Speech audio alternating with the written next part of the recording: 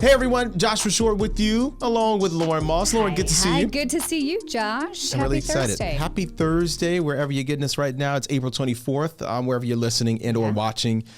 Beautiful day outside, too. It's more like summer today, Lauren. I know. We've been waiting for this. It's been a long time coming with this winter. How about it? Yeah, let me tell you, I got a drink right here from Starbucks, and it is a mango, what is it called? No, is it mango? The new one? Yeah, it's like the mango something melon dragon fruit. Yeah. And it's really good. And Starbucks does not pay us for this, and so maybe I should have did that, but it's really good. But a lot of people are like, men shouldn't get drinks that are like colorful. Why not?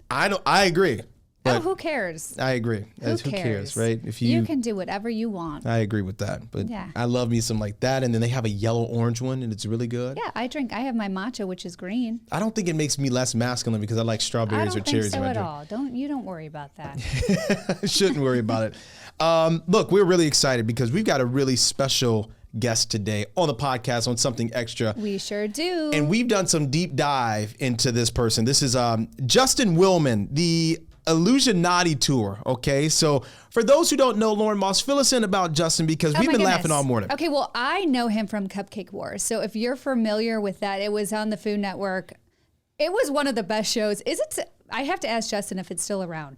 But he was the host of the show, and pretty much contestants would make their best cupcake, right? And there would be like intense competitions. Are you a Food Network Yes, connoisseur? I watch it every night. Really? That's like my comfort TV. And yet, we have Chef Sai from Notre Dame, who we've had on the show a million times, and she's the Halloween baking championship winner. So are you a good cook? Anywho, that's only a short part of his resume. He's a comedian. He's a magician. He's been on, Jimmy Fallon, Ellen DeGeneres, Kelly Clarkson, and now he's with us. Well, something extra, which we can't even be in that category. I've got to ask you, before we bring him in, you're not avoiding this question. Can you cook because you watch the Food Network so much? I'm trying. I try. But for me, it's really just like a comfort TV show. And I feel like a lot of people are with me, that they just watch it. It's like very relaxing. It's very relaxing. It's true. My mom loves it. I'll tell you that. You mentioned it. Let's bring him in. Justin Willman, everybody. Yay! Welcome. We've got the fake applause, too. I wish we had... Good to see you. Studio audience in here, but we're so excited to have you today. Thank you. Good to see you, too. And yeah, Cupcake Wars is some good comfort viewing. Thank you. I can only imagine. That's what it's all about. Little escapism. Yeah. Little icing, little buttercream. Get out of here. And I have a question for you right away. Did you get to eat any of those cupcakes? Because, a lot of them, the judges would just get to eat them. And I always felt bad for the host. I'm like, let him have some. I know. He looks hungry. He's hungry. Right? Yeah. Did you ever try him? I got to eat every single one. Wow. Whenever they would call cut after the tasting, I would eat whatever Candace, the main judge, had not eaten. Perfect. She would just nibble. Because it's a lot of cupcakes in one day. yeah, that's a lot of sugar at once. I gained some pounds every single day. You look good. You look good, my friend. I'll tell you that. Justin, it is so good to have you on with us. And you just talked about it. You went down the tail of the table, Lauren, about some of the shows you've been a part of, if not hosted yourself. Talk to folks who may not have heard about Justin Willman, where you got your start, how things started for you, and then we're going to get to the tour and the illusions and the magic here in just a moment. But let's give a background for our listeners. Well, I'm a Midwestern boy. I'm from St. Louis, Missouri. Nice. Not too far away. When I was 12 years old, this is my superhero origin story as a magician. When I was 12, a magician bit me. What? And no, I'm kidding. So when I was 12, I broke both of my arms. I was riding my bike with rollerblades on, like a real genius. Broke both my arms at the same time. My doctor recommended I learn card tricks to get my dexterity back, and that's how I became a magician. So ever since then, I've been, touring the country, doing my magic, sharing crazy magic on Netflix, Magic for Humans, Magic Prank Show. Have a new special coming out June 17th. Mm-hmm. But my favorite thing is just, hitting the road, traveling around the country and, blowing minds in person.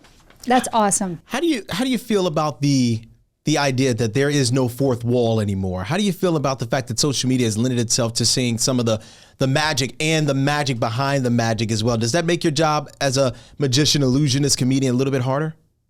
Yeah, it is the fact that people can comment and, everybody thinks they've got their theories. And with magic, that can be hard if you're kind of resistant of it. I feel like listen, there's two types of people when it comes to magic, especially like when I'm traveling doing my show. There are the people who come to the show. There's the people who like magic. They do not care how the secret works. They just want to experience wonder. And then there are the people that those people bring with them. Okay. Mm-hmm. Everybody else, the plus ones, they want to know the secret. They can't sleep until they know the secret. And if you try to resist, like even engaging with those people, you're missing out on half the audience. So I try to do a show that is basically equal parts for the skeptics and the believers. And I think that's what you experience online too. And I think it brings like adults back to their childhood. Like you all need to believe a little bit. That's the beauty in magic. What is your favorite trick? Because I know you have a couple go-tos that you love. I mean, oh geez. My favorite trick is normally whatever is the newest trick in the show, because it kind of gives me those butterflies, you know? Yeah. Reminds me of when I was a kid, like first starting out. Like my opener, if people come see me at the Lerner Theatre, it kind of sets the tone. It's the one that kind of merges the believers, the cynics, and the magic lovers. But like whatever. Okay, so card tricks. Since I got myself doing card tricks. Yay! Yeah, this is awesome. Okay, so I'm a dad. I have a 2-year-old daughter and a 6-year-old son. But my daughter Rosie, she thinks she's a magician. So this is how every deck of cards in my house looks, because she thinks she's helping me by shuffling them. It's a bit of a mess, but here we'll use that to our advantage. Before we do this though, we didn't set anything up. Just no. For our viewers, if anything, we've been taking a long time trying to get our system set up. Yeah, exactly. It's true. Lauren. Yes. There's 52 cards in a deck. Mm-hmm. Okay. Yes. Ace, 2, 3, 4, 5, 6, 7, 8, 9, 10, Jack, Queen, or King, clubs, hearts, diamonds, spades. Name any card. I like the Queen of Hearts. Do you want to change your mind? That's a very popular card for good reason. Obviously. No, I don't want to change. No. Queen of Hearts, 100%. I'm 100% standing down. I'm not going to. All right. Listen to you trying to make me change. You're not going to let me psychologically bully you out of this. Okay. Nope. So we give it a snap. We can take the messed up deck, and believe it or not, we can fix it so that every card is now facing the right direction, except for one. As you can see, there's just one card. Come on. One card, and that card happens to be. No way. You're kidding. You are keep that thing up. I need to see that. Wait. Yep. Can you look at that wild. thing? What? Okay, wait, can you do that again with me this time? Because I am the skeptic. I'm the skeptic here. You wouldn't have said the Queen of Hearts. Yeah, come on. Oh my gosh. Wait, we need to bamboozle Justin, please. Is there a way to? I don't know. This is awesome. Josh, we can bamboozle you. Let's do it. I'm ready. Josh, give me a number from 1 to 10. Do you want me to say it out loud or? Say it out loud. My number is 10. 10. Do you want to change your mind? Yes. My number is now 9 because I like to throw in wrinkles. Okay. Wow. Okay. That makes a big difference. So I've got a list of 10 celebrities here. Number 9 is Tom Cruise. 10 would have been Shakira. Okay. Yeah. So you changed your mind at the last second. Yes. Tom Cruise. This also happens to be an envelope here. And inside this envelope, you won't believe it, I have a photograph of one celebrity and one celebrity only. Would you be impressed if it's a picture of Tom Cruise? I would be thoroughly impressed. Check it out. Tom Cruise. Right there. As a baby? It's a baby? That's a baby. As a baby. You're kidding. He was not that photogenic. That's clearly him, right? Oh, here, this is kind of cool. Can you see on the back? It's got like a little fast forward button here. Yeah, because that was not Tom Cruise. Here. I'm just going to push the fast forward button. Just a second. And, there we go. Tom Cruise. All right. Okay. No. Okay, and I was watching your hands the whole time. I mean, of course you were. Nothing even moved. That's where you went wrong. That's where you went. Not the hands. This is something that you are going to do. That's crazy. And wow, everybody on stage at the Lerner. I believe that's going to be Saturday, May 3rd, in just a couple weeks from now, 7 o'clock. It is the Illusionati Tour. What can people expect when they get there? Because you just wowed us. And we're speechless right now. We're not easily wowed all the time, let's be honest. But you are impressive. We knew that coming in.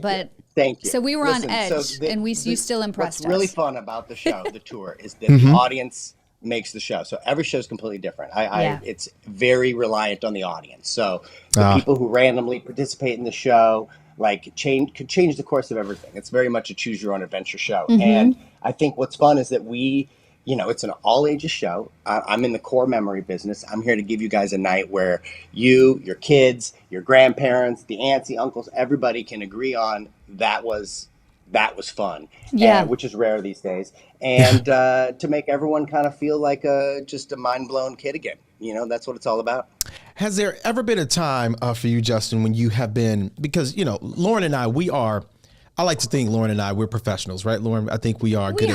We are professionals. But there's always a time where Lauren and I, we're on TV and something always goes wrong or awry. And we have to try to still be professionals in that moment. Has that ever happened to you here recently on stage doing a live show and you're like, he was supposed to pick 3, but he picked 2? Like, has that happened to you?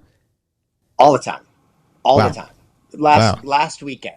But here's the thing is that luckily, and you guys know this too, like the viewers, they don't know exactly how it was supposed to go. They don't know that was the wrong clip that played if you don't acknowledge it as such. So you could, there are times obviously where it's unavoidable, but for the most part, for me, it's like I need to be living in the moment every show. I have to be totally present. Like there's no phoning it in for reasons like that, like where things can just kind of change course.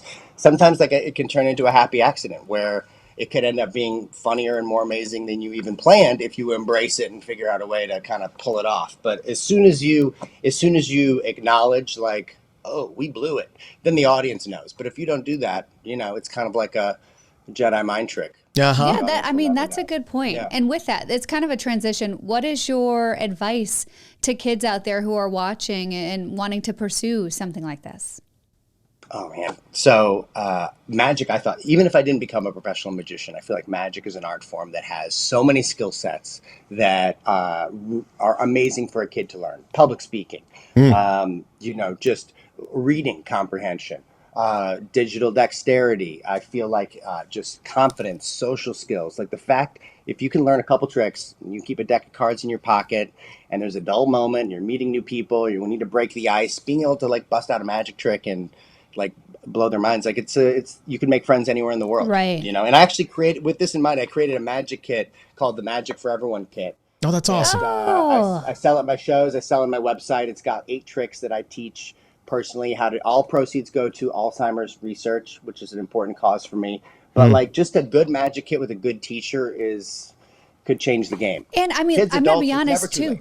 Yeah. I love that it also like keeps people talking and like off their phones nowadays. Like the phones are our competition. So like just to have a night out and just to have something that puts that phone down for a couple hours. Like and lets you use your mind. Who's the biggest personality and or celebrity you've met so far? Because good question. I know you've been out doing your thing. And of course, especially during the pandemic, some of these challenges went viral.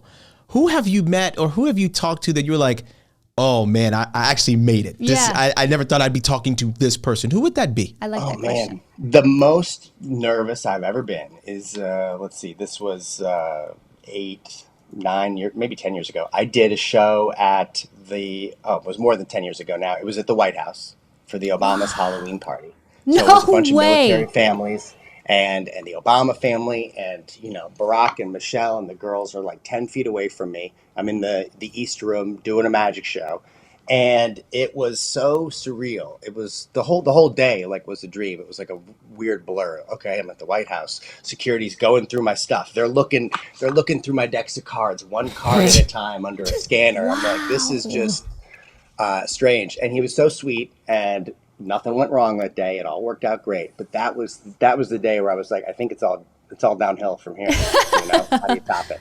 That's you get insane. Butterflies. That's amazing. Wow. The president of the United States, was there a trick that he was like, oh, Michelle, you see that? Like, was there something that he really liked, or the kids? Because it was Halloween. I was like, let me lean into the spookiness, obviously like the White House is a bit spooky, right? So it's got all these crazy oil paintings of, dead presidents everywhere. So I did a trick where I was floating. A piece of furniture was floating. I said I was channeling the ghost of William Henry Harrison, the pictures up there. And like the kids are kind of like, and I was like, do you guys see this every day? I was trying to like make a joke to break the silence. And Michelle was like, Justin, we're quiet because we're freaking out. But, Barack was kind of like, I say Barack, like we're on a first name basis. He was, like positive heckling. He was kind of like, this is crazy, So he's welcome to come to every show if he's got some free time these days. You should come to the Lerner Theatre. Wouldn't that be something? Have you ever been to this area, by the way? I know you said you're a Midwest boy. Have you been to Elkhart, Indiana? This is my first time. I love going to cities and theaters I've never been to before. So that's great.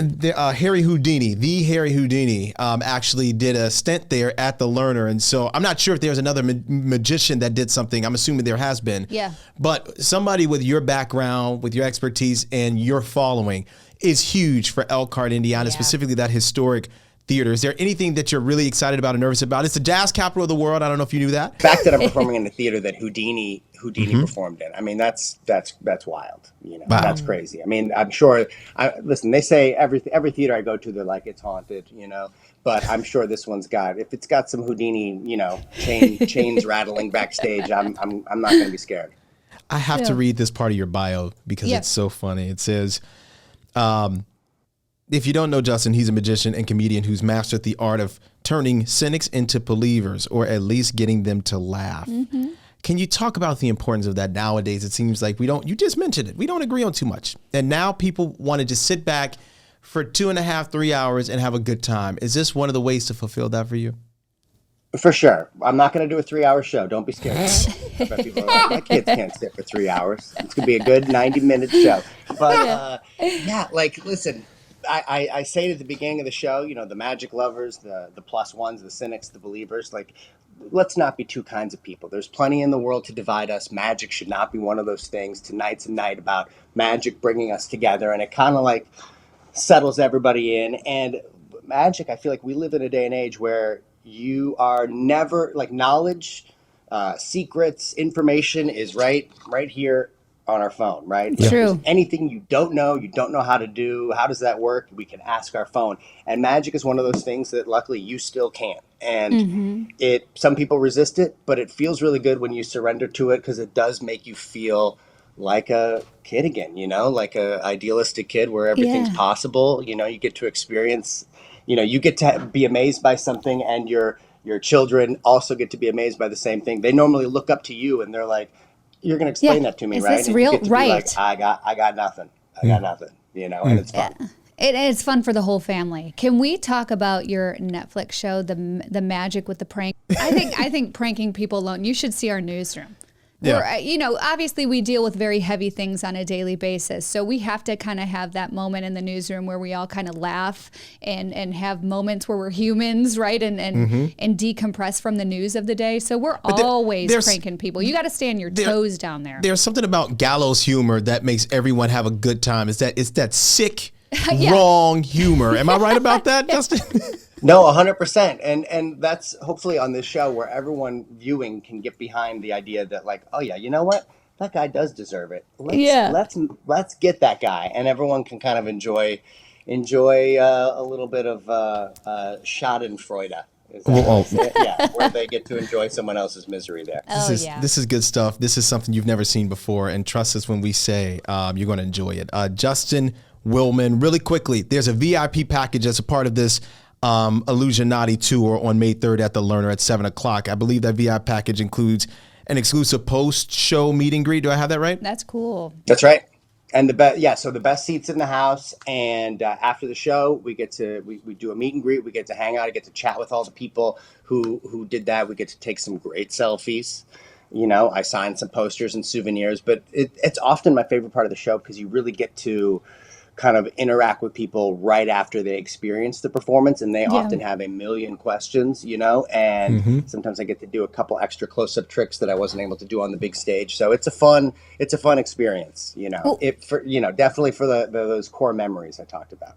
Well, we are so excited to have you in our area. And please, if you have time, stop by the studio so we can meet you in person and maybe prank some people or pull some tricks. I've got some people here. In the news. We've got some people here who definitely deserve it. Okay. Start a list. Oh, yeah, we got it. Hey, Justin Willman, we appreciate you, buddy. Thank you, friend. so much. Your show's going to be amazing. I can't wait. Can't wait to see you guys. Thank you. Can't wait to see it. Thank you. you. And the time. Thank you. See you Absolutely. soon, Indiana. Cannot wait for that. That is going to be on May 3rd. We are so excited to see it. Lauren, that's great. Hysterical. That's great to have him on the show and to talk about his show. This is awesome. I know. Look, this was really something extra. We appreciate his time and the extra time beforehand that you really didn't hear about when we had some technical difficulties. Oh, man. I'm telling you. Our system, I tell you that. But we got everything worked out perfectly, so we're all good now. We are. We appreciate you guys listening and watching wherever you get your podcasts, of course, to Something Extra. Joshua Short, Lauren Moss signing off for now. We will see you soon. Bye.